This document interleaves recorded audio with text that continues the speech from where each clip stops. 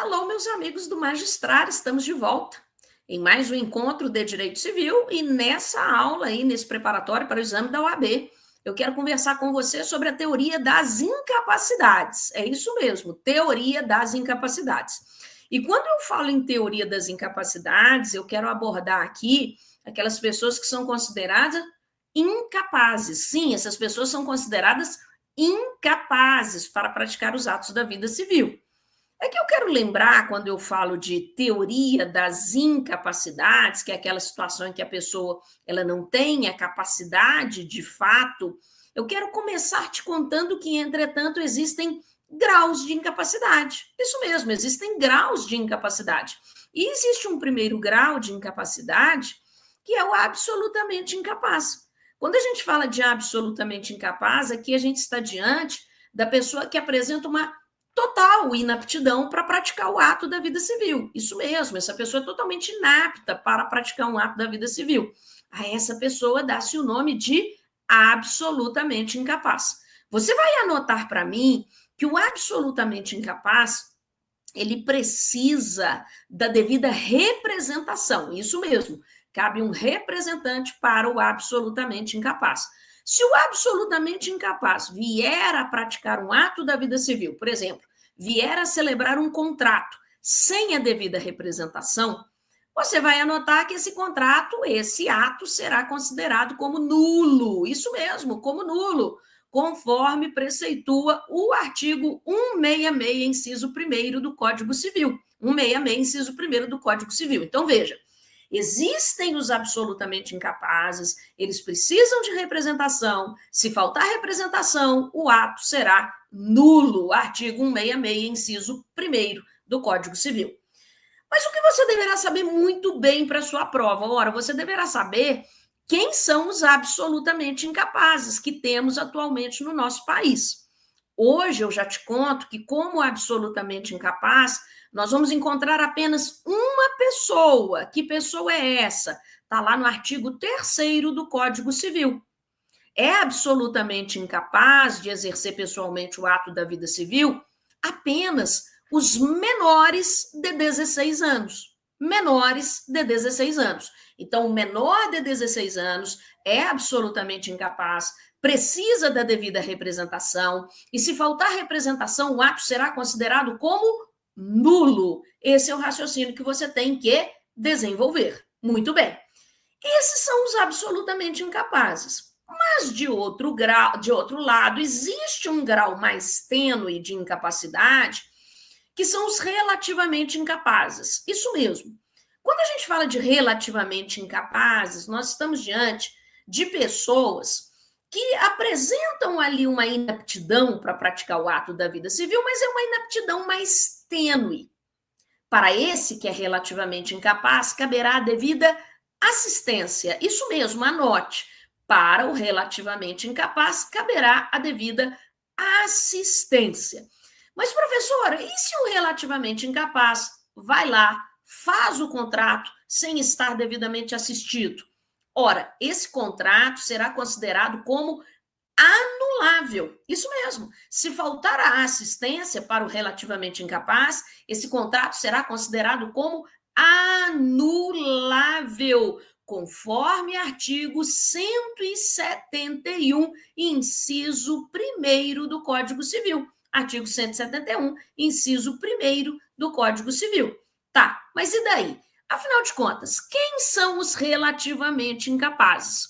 Os relativamente incapazes, eles residem lá no artigo 4º do Código Civil e você deverá conhecê-los muito bem. Veja comigo, a gente encontra como incapazes relativamente, inciso 1º, os maiores de 16 anos e menores de 18 anos. Então, compreenda comigo. Você já sabia que o menor de 16 anos é o quê? Absolutamente incapaz.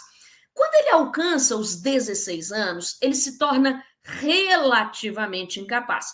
E ele continua relativamente incapaz até os 18 anos. Então, esse jovem que tem entre 16 e 18 anos, se ele quiser praticar um ato da vida civil, ele vai precisar da devida assistência. Isso mesmo, assistência, sob pena de o ato ser anulável, não é mesmo? Sob pena de o ato ser anulável.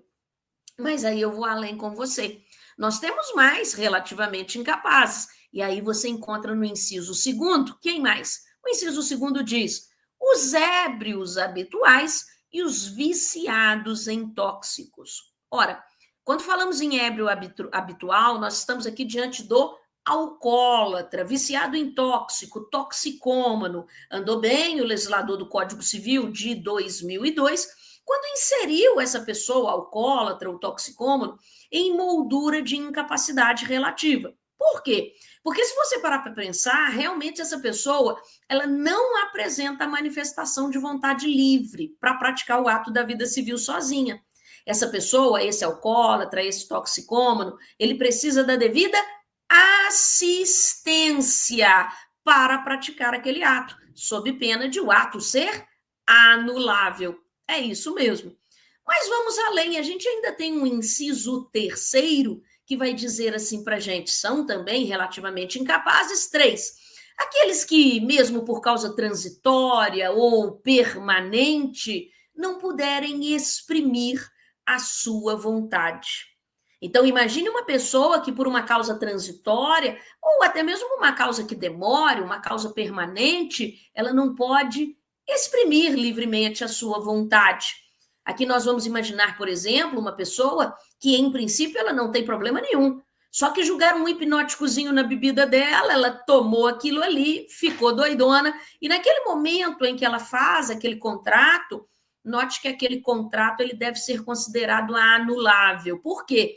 Porque naquele momento ela estava relativamente incapaz.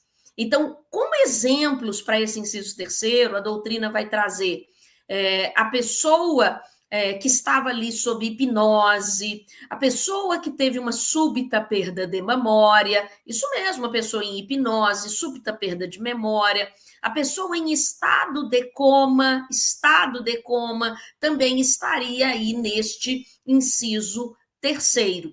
Cuidado, porque esse inciso terceiro, há alguns anos atrás, ele era causa de absolutamente incapaz, de incapacidade absoluta.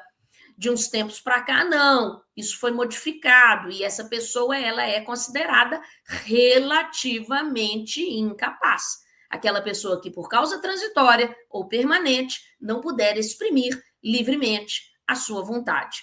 E, por fim, para encerrar o rol do artigo 4º do Código Civil, nós vamos encontrar o pródigo. Sim, o pródigo é aquele que gasta ou destrói desordenadamente o seu patrimônio. Pródigo é o gastador. É isso mesmo. É aquele cara muito generoso, que dá tudo que ele tem para os outros. Esse é o pródigo. Veja que o pródigo, ele é considerado como relativamente incapaz e ele, portanto, se é relativamente incapaz, ele vai precisar da assistência de alguém. Isso mesmo, ele vai precisar da assistência de alguém.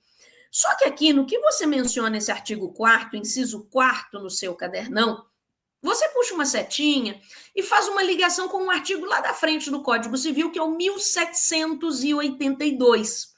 Por quê? Porque o artigo 1782, ele vai dizer que o pródigo ele vai precisar da assistência ali de seu curador, mas apenas para os atos que importem disposição patrimonial. Isso mesmo, porque aí é que está o ponto fraco do pródigo, apenas para atos que importem disposição patrimonial. Para atos de mera administração, não será necessária a assistência. Percebeu? Ah, compreendi, professora. Então, veja, você tem que saber de cor para a sua prova da OAB quem são os relativamente incapazes. Vamos passar novamente? Aquele que tem entre 16 e 18 anos, o ébrio habitual, o viciado em tóxico, aquele que por causa transitória ou permanente não puder exprimir a sua vontade e também a figura do pródigo. Mas, professora, eu tenho uma dúvida.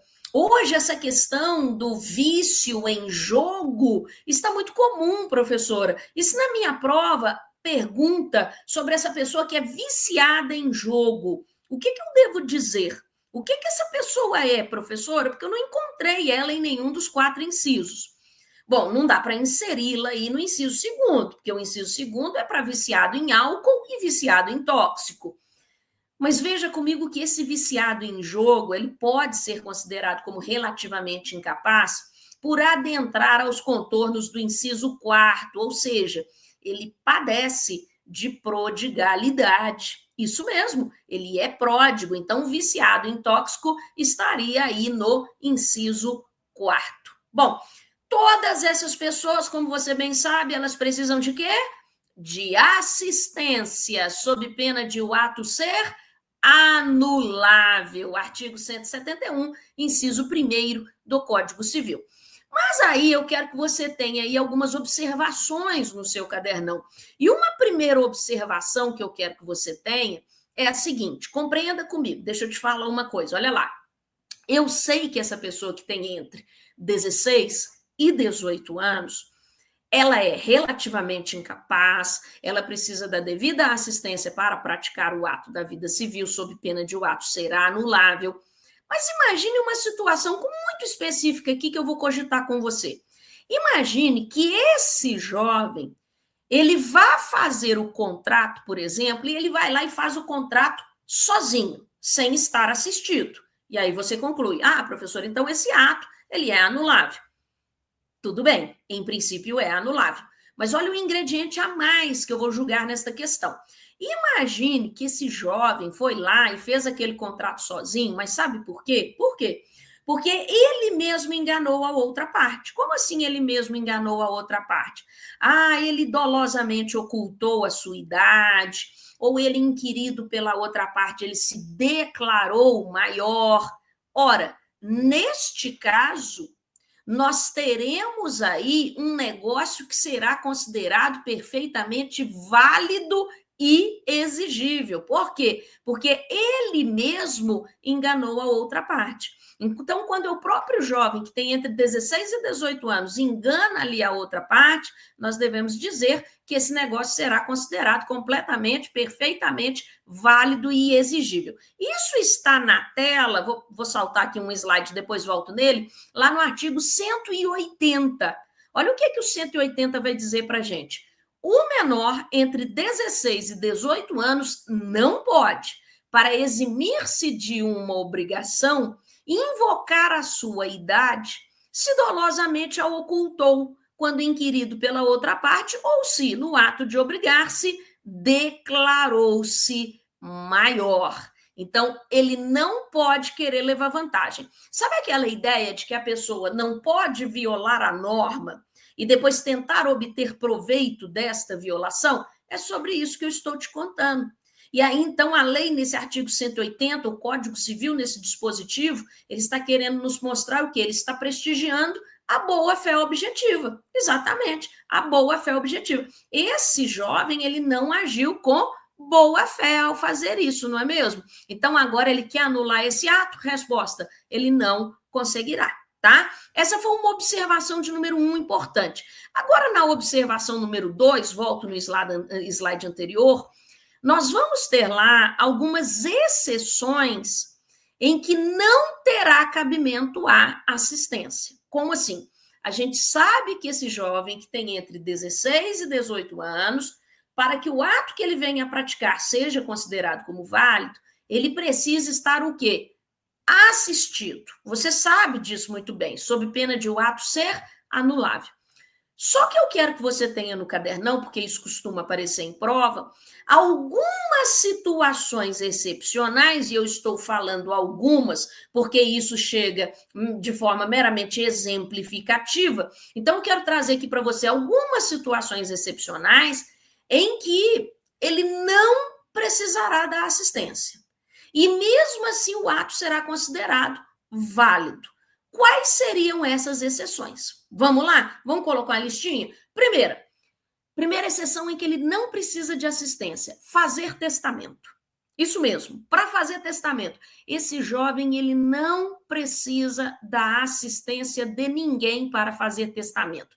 É que, veja comigo, o artigo 1860, no seu parágrafo único, no Código Civil, esse dispositivo vai nos informar que a idade para testar, a idade para fazer testamento, é de 16 anos. Então, esse jovem que tem 16 anos, ele pode ir lá muito bem fazer o testamento sozinho. Ah, mas por que ele vai fazer testamento, professor? Ele é rico.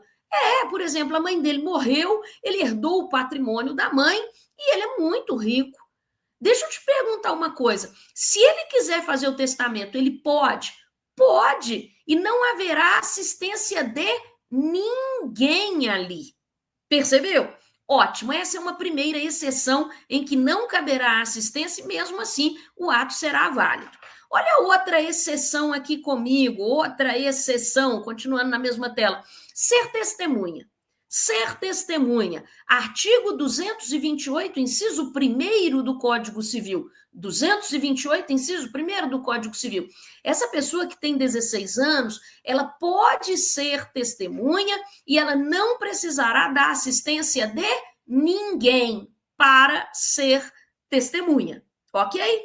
Terceira exceção, essa é uma das que mais aparece em prova. Ser mandatário.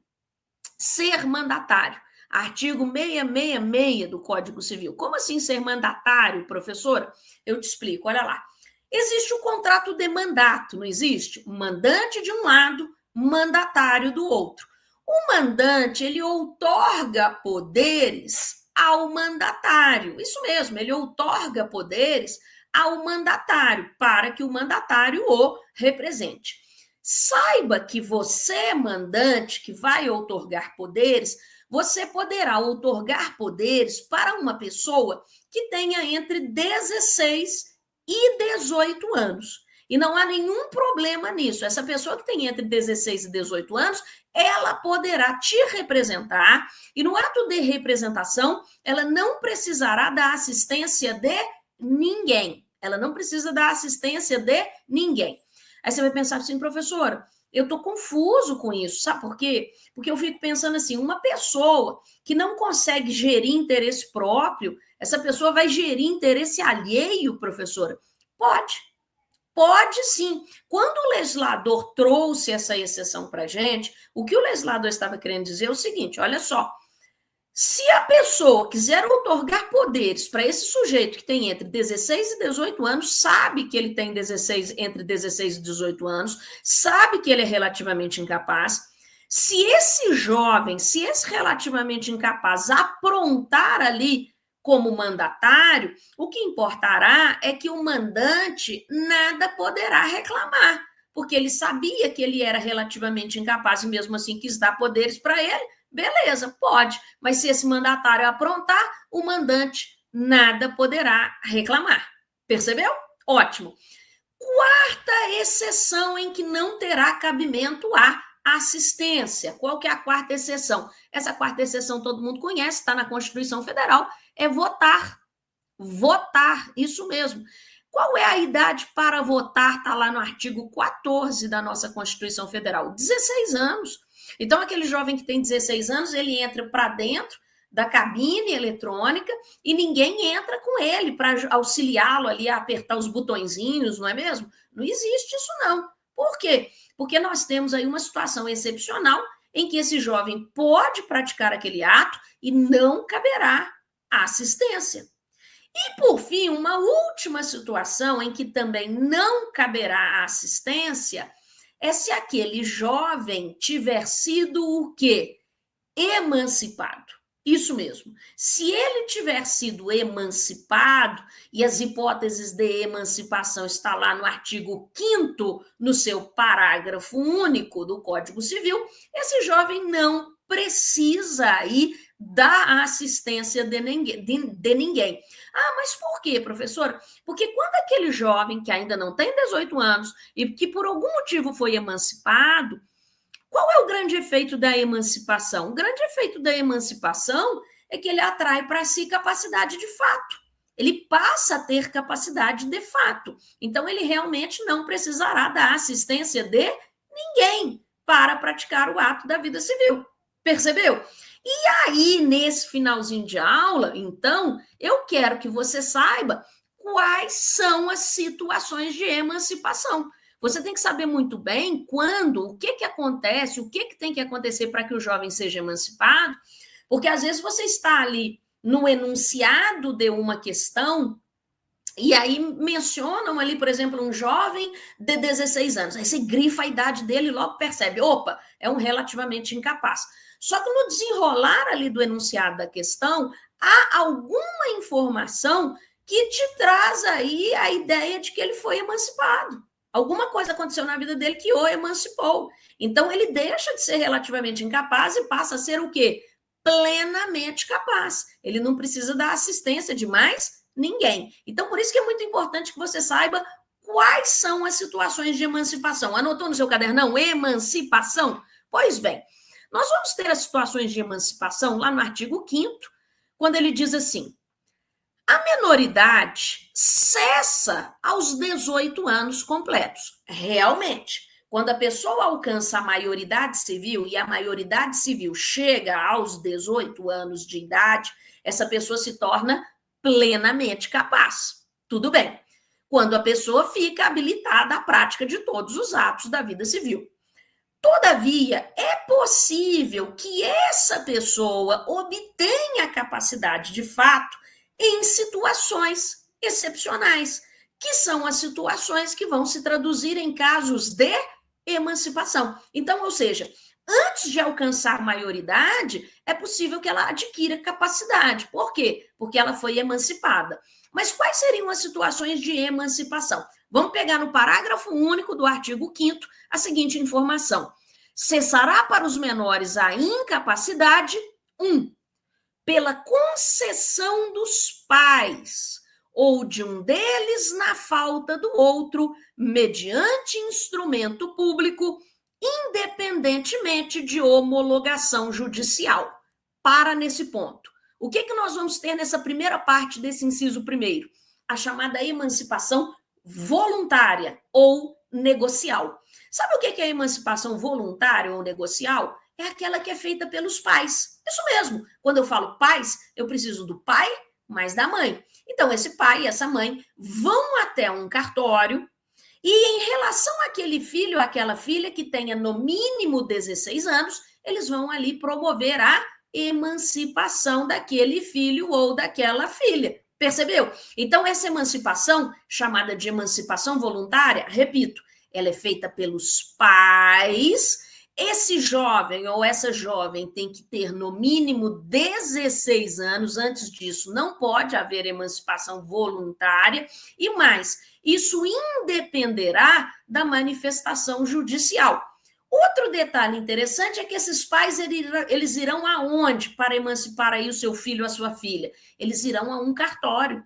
Essa emancipação é feita por escritura pública, por instrumento público. E, claro, vai independer de homologação judicial. Percebeu? Essa é a primeira situação de emancipação, emancipação voluntária. Mas quando você pega no inciso primeiro, ali na parte final, você vai encontrar uma outra emancipação, que é a emancipação judicial. E quando a gente fala em emancipação judicial, o nome já diz tudo, é a emancipação feita pelo juiz. É bom que se destaque que quando a gente fala em emancipação operada pelo juiz, no caso concreto eu tenho um jovem, uma jovem que também tenha no mínimo 16 anos, e essa pessoa ela não tem nem pai nem mãe, porque se tivesse o pai ou mãe, caberia a emancipação voluntária. Esse jovem que não tem nem pai nem mãe, ele tem que ter alguém por ele, e eu vou te contar. Ele realmente tem a figura do tutor. Sim, o tutor. Tá, e daí, professora? E daí que, pasme, o próprio jovem que não tem nem pai nem mãe vai ao Poder Judiciário e pede ao juiz que o emancipe. Nesse caso, o tutor será apenas ouvido. O tutor vai dar a opinião dele, se acha que deve haver a emancipação ou não. Mas, enfim, o tutor será apenas ouvido. Essa é a emancipação judicial, ela é feita pelo juiz via sentença, nessa situação super peculiar daquele jovem ou daquela jovem que tenha no mínimo 16 anos e que não tenha nem pai nem mãe. Essa situação está na parte final do inciso 1º, do parágrafo único do artigo 5º. Muito bem. Bom, mas aí eu te conto que há uma terceira hipótese de emancipação, que é a chamada emancipação legal. Quando a gente fala em emancipação legal, ora, o nome já diz tudo. É aquela operada por lei. A lei olha para o sujeito que ainda não tem 18 anos e fala: nossa, você já passou por tudo isso aí na sua vida? Quer saber? Eu, legislador, vou te emancipar. Então, é uma emancipação automática, que não precisa de manifestação dos pais, não precisa de manifestação do juiz, porque quem está emancipando de forma automática é a própria lei. Veja que as situações de emancipação legal estão no artigo 5º, parágrafo único, incisos 2, 3, 4 e 5. Rapidamente, nesse finalzinho de aula, vamos nos lembrar. Inciso 2º, emancipa-se pelo casamento. Realmente, a idade núbio no nosso país, a idade para se casar, é de 16 anos, tanto para o rapaz quanto para a moça. Se eles se casam ali, claro, eles vão precisar, para se casarem, da autorização dos respectivos pais. Mas havendo a autorização dos respectivos pais e eles se casam, sabe qual que é o primeiro efeito desse casamento? Eles serão emancipados. Então, casamento antes dos 18 anos, que pode acontecer ali, se aquele jovem ou aquela jovem tiver no mínimo 16 anos e os pais autorizarem, veja que isso resultará na obtenção de capacidade de fato, na emancipação daqueles jovens. E vale notar, inclusive, que se o casamento chegar ao término, ao cabo, ao final, antes ali do jovem alcançar 18 anos, por exemplo, eles se divorciam, ou então um deles morre, veja que a emancipação continua. A emancipação continua, tá bom? Então, ainda que aquela moça se torne viúva aos 17 anos, ela continua plenamente capaz, ok?